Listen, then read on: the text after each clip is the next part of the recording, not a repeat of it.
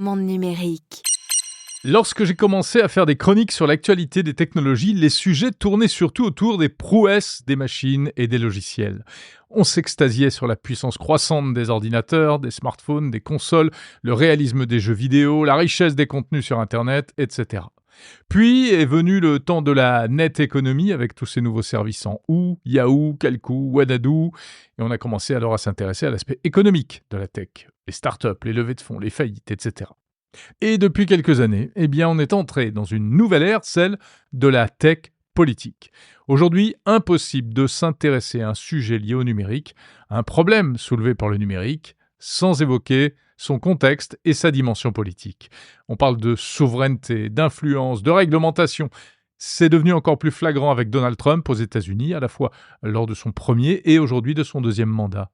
On ne compte plus les affaires liées au numérique dans lesquelles les volets politiques et même géopolitiques sont indissociables. Alors on peut citer l'affaire TikTok, qui est en réalité un bras de fer entre les États-Unis et la Chine, les campagnes d'influence et de cyberguerre menées par la Russie et la Chine contre l'Europe et les États-Unis, la guerre des crypto-monnaies, la surveillance de masse, les intelligences artificielles accusées d'être trop de droite ou trop de gauche. Par exemple, Meta aurait récemment retouché son modèle d'IA Llama pour corriger une orientation jugée trop à gauche afin qu'il colle mieux à la tendance trumpienne du moment. Pareil pour la modération des réseaux sociaux. Bref, plus que jamais, la tech est politique, la tech est géopolitique, bref, la tech n'est pas neutre. Alors c'est pas une découverte, vous allez me dire.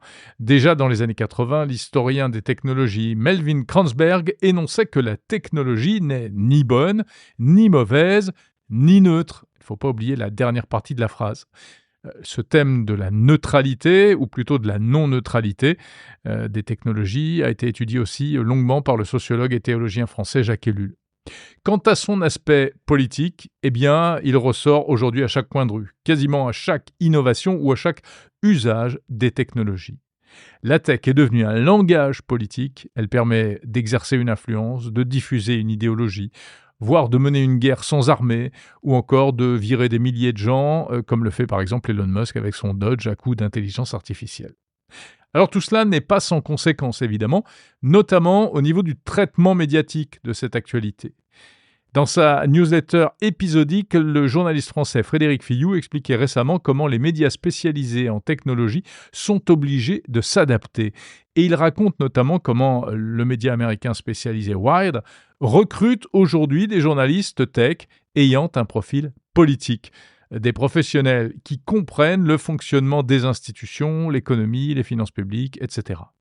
Le suivi médiatique de l'administration Trump impose une nouvelle approche journalistique où la couverture technique et politique vont fusionner, explique Frédéric Fillou.